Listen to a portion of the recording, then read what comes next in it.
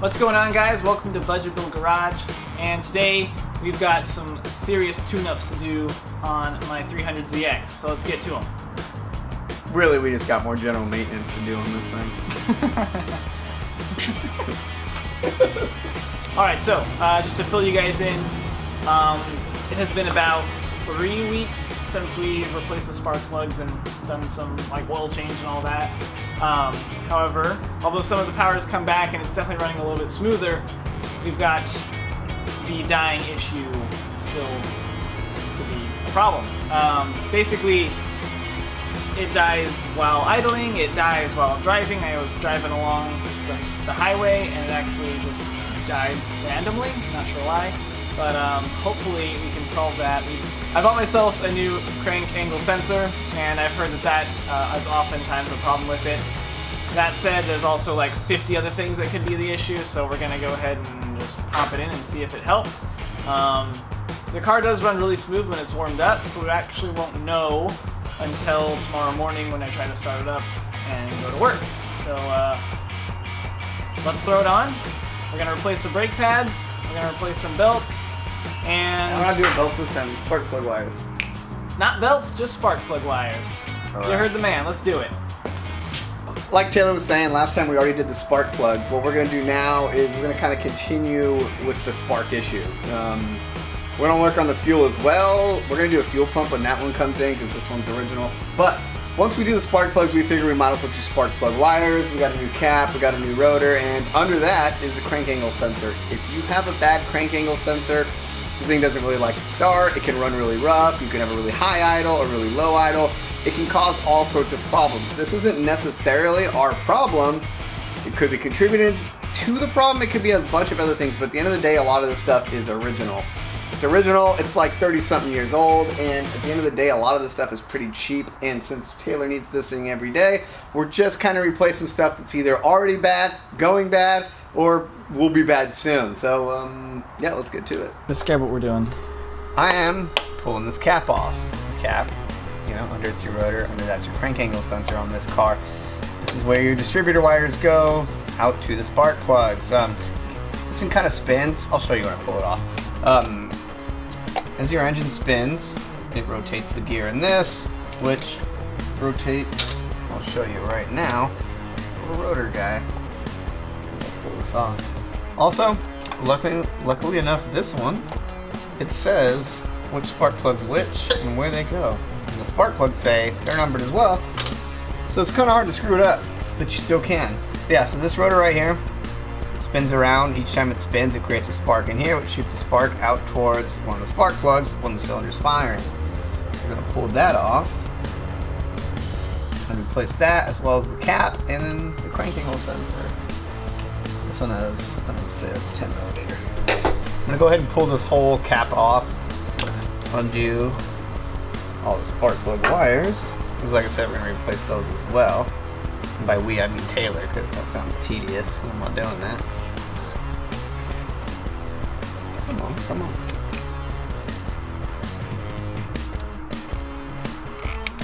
Alright, cool. Now I'm going to pull off this base plate, which was under the rotor. I was outstripping those, which might be hard. Sure worked out. Ooh, look at that. Thing's brand fucking new. No, it's not. Alright, so we took off the cap. We took off the cover. Now we're looking at this awesome spinning rotor. You don't have to worry about timing this thing. This thing is keyed. So once we pull it off, it'll only go back on one way. So you don't have to worry too much about that. In case you're wondering or worried about it.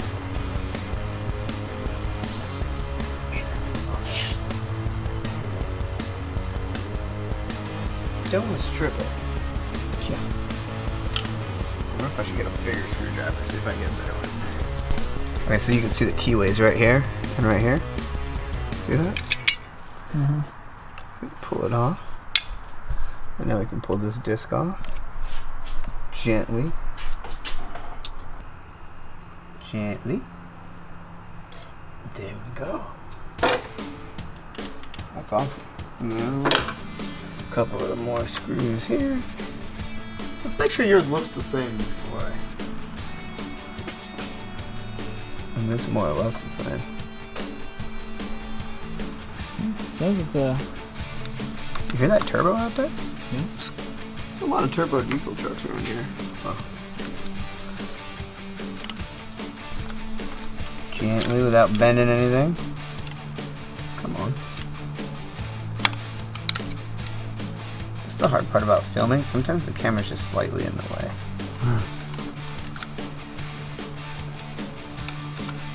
There we go.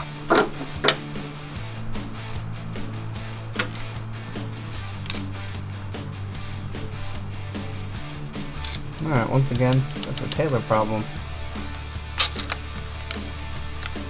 It's kind of disturbing how much wiggle that distributor has. Wow, they're gonna go that for a while if I hadn't just decided to rip it off my hands. Man. I'm proud of you.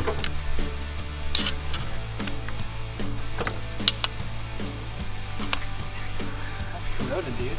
Yeah. We'll give it a wipe off with a brush. And that bad boy should just pull up. We can't do it while I'm holding the camera. There you go. Ooh, look at the bearing in there. That's kind of nice. Yeah. Oh, hey, if there's a decent amount of corrosion on there, I don't think it's showing on the camera. I might want to put it in a better light. Oh, there it goes. Kind of rotate it around just a bit. There you go. Perfect. Also, there's a little bit of adjustment, it looks like, on this distributor. If you look right here at this bolt, see it's kind of open here and here. Like you could loosen that and either advance or retard the timing manually. They used to do that like before they full went on to, you know, just completely computer controlled, so you could still rotate it like you would, you know, Chevy small block or Ford small block. I think also the early Miatas you could do it too, just a bit. That could advance the timing a bit. It's kind of cool.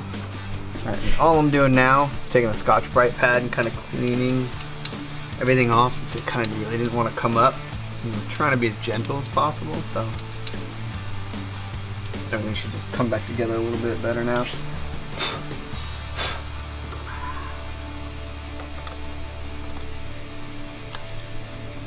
There we go. That went on nicely. Crank angle sensor's on. Really just put everything back together in the reverse order you took it apart. It's pretty easy. Kind of showing you how to do it. You get the main point. We're gonna go ahead and throw this thing back together, then we'll start on the spark plug wires. Also, actually, as you're building it, we'll put the new rotor and the new cap on as well. Cool. Okay, so this is the new rotor. It looks exactly like the other one. You can see here while I have it off, there's a little bolt hole for it. It is kind of keyed this way, and here's the nut for it, so you really can't mess this one up. It's kind of easy. Oh damn, I messed it up.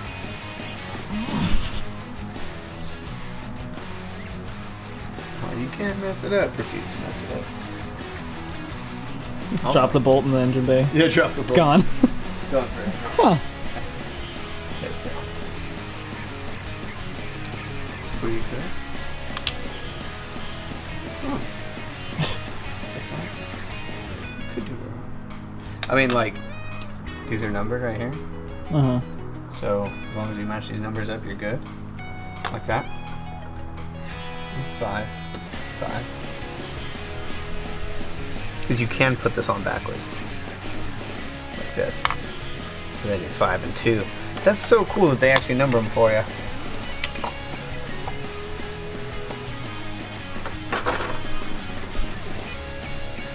You don't number them on a Ford small block. Chevy small block. Alright.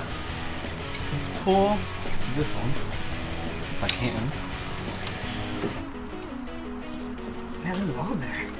Yeah, put it on, dude. I know, like a week ago. There we go. Alright, let's take this over. Show you how to test these. Now, I'm going to show you guys how to test these spark plug wires. We don't actually know that they're bad, but like I was saying before, we want to just kind of go through and replace anything that is original. Even if these aren't original, they're definitely old. So, take your multimeter, turn it over to read ohms. Kind of looks like a horseshoe.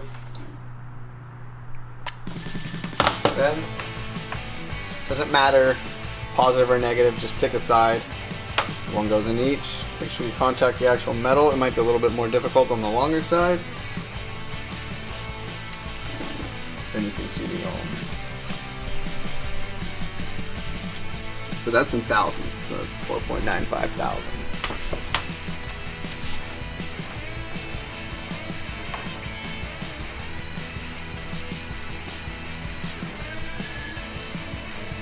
Come on, can't reach it.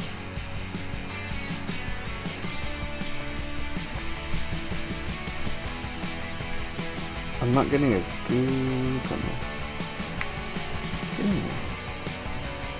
So yeah, that one's not bad. This one's about puts out the same as the other one, so let's still replace them because you bought them. Kind of hoping we find a bad one though. I know. We'll check them all. Yes, in case. All right. And then, if you're working on a card that isn't labeled like this one, it definitely helps to do them one at a time, so you don't get confused. So we did number 3. I'm going to go ahead and replace number 3. It'll also help you to keep everything loomed properly.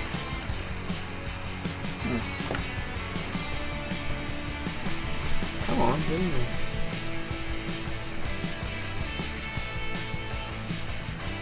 Yeah, none of them are bad. Alright, we wasted a whole night. No,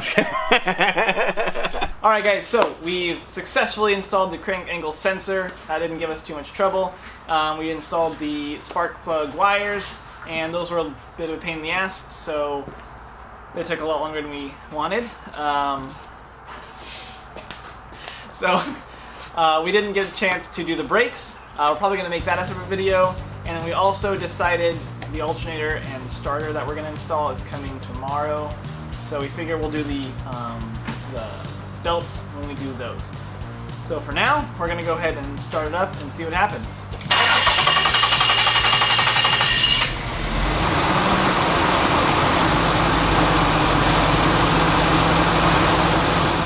Alright guys, so I just got my ignition coil in the mail today, so we're going to go ahead and throw that on, and that's pretty much going to wrap up our whole ignition portion of my 300ZX.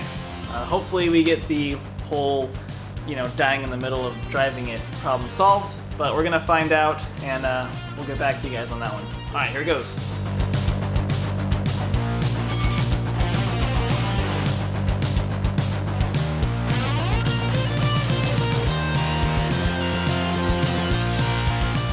One of the ignition coils is a lot thicker than the other one, so we got some risers. We're going to go ahead and throw it on and make them level. And these here are the risers. God damn. Alright, there we go.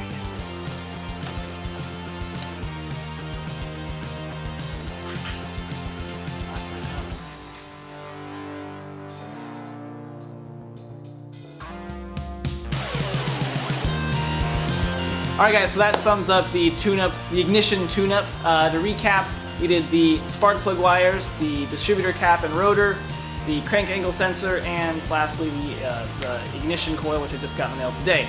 If you guys liked the video, give it a thumbs up, hit subscribe. We'd love it if you guys did that. And then also, if you guys have any questions or comments, obviously leave them down in the comment section below. We'll catch you guys on the next episode.